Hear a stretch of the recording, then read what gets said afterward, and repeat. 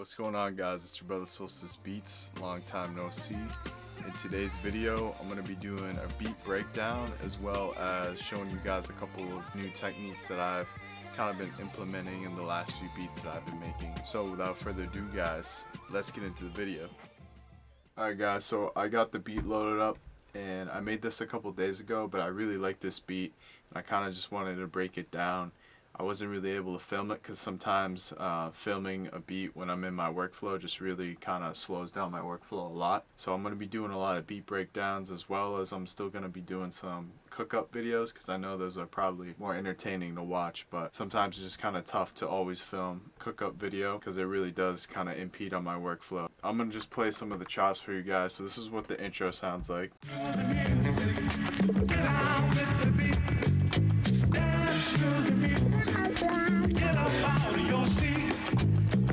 And then I switch right after that. I plays twice and then it goes to this right here.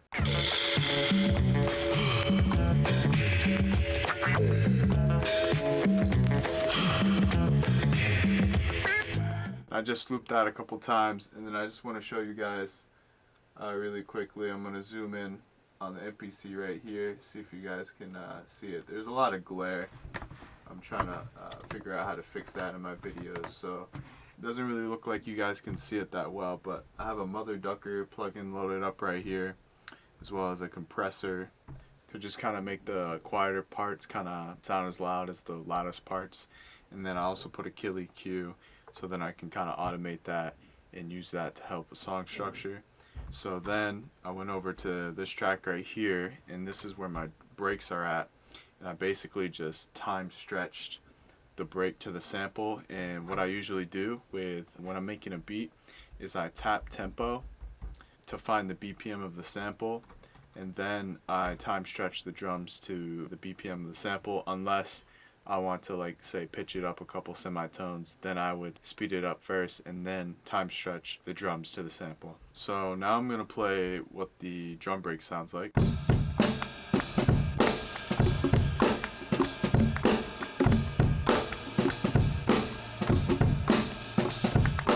And I really love how that drum break sounds. I think it really complements the sample really well. And also just rhythmically, it sounds very similar to the sample as well.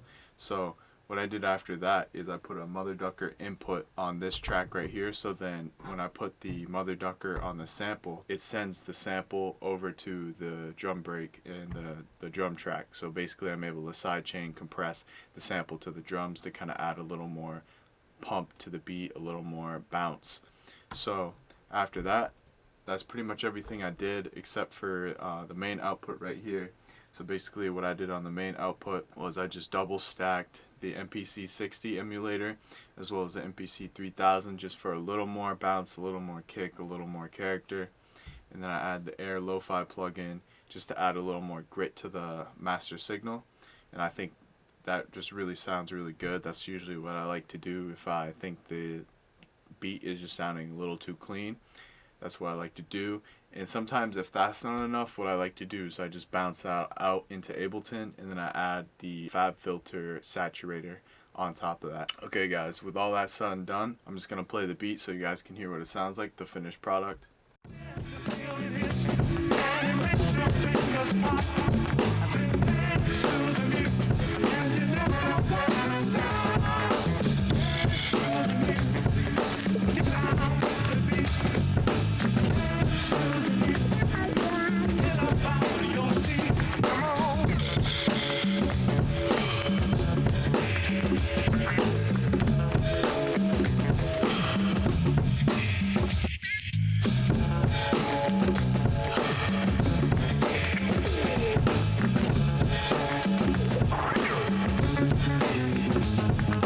So with this track that I loaded up, I kind of want to be showing you guys what I was talking about in the intro with some techniques I've been using in the last few beats that I've been making. What that technique is using percussive loops on top of my drum breaks.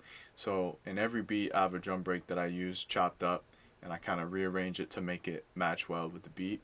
And then what I've been doing is I'm like, I mean, some of these beats, they sound good, but I think they would sound better if they had some more percussive elements going on, like some fills, some shakers, some tambourines, some bongos even. Basically what I did is I put a percussive loop on track number 3. I put the mother ducker on there for side chaining so it can side chain to the drums.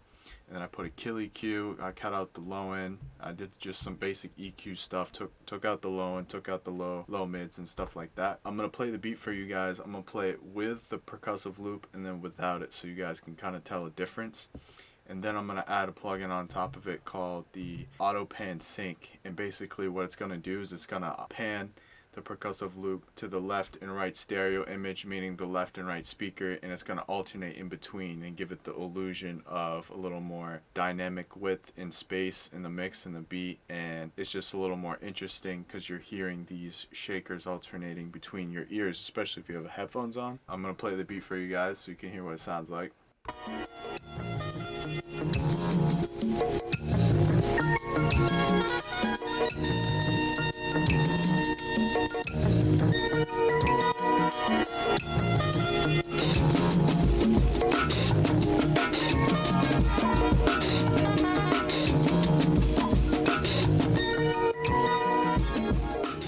Alright, so that's kind of what the beat sounds like, and I'm going to take away the percussive loop so you guys can really hear a difference. I just felt like this beat in particular was just kind of lacking something. When I feel that way, sometimes I'll chop up another part of the record and make it into a melody or have it in the background and really add some more to the beat. But sometimes I would just like to put a percussive loop in the background and it just really fills out the beat. So definitely try this out if you guys are just kind of trying to find some ways to fill out your beats a little bit more. So now I'm going to play the beat again, but without the loop.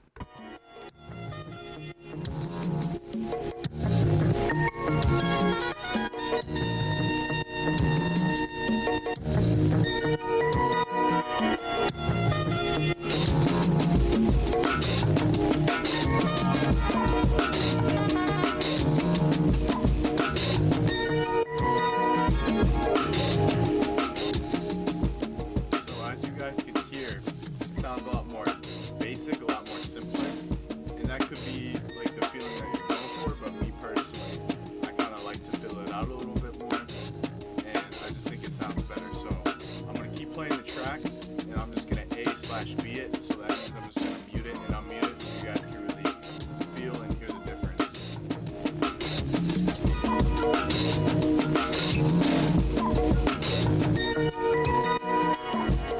And on top of that as well, I'm going to add the auto pan so you guys can really get an idea of what that kind of does.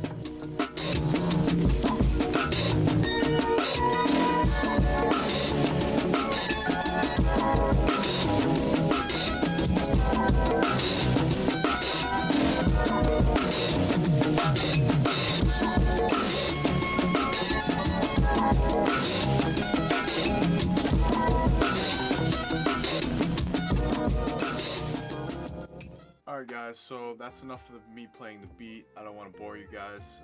That's the technique that I've been using a lot, is just adding more percussive sounds on top of the drum breaks and then adding the auto pan plugin or effect.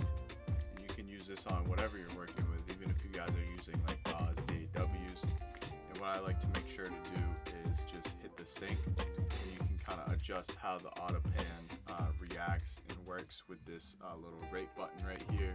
And then you have the dry and the wet, so basically how much of the effect is affecting the sound. So hopefully this video was helpful to you guys, and if it was, please consider liking, leaving a comment down below, subscribing to the channel. If you guys want any more tips and tricks, leave a comment down below. I'll do my best to make a video about it and help you guys out. Without further ado guys,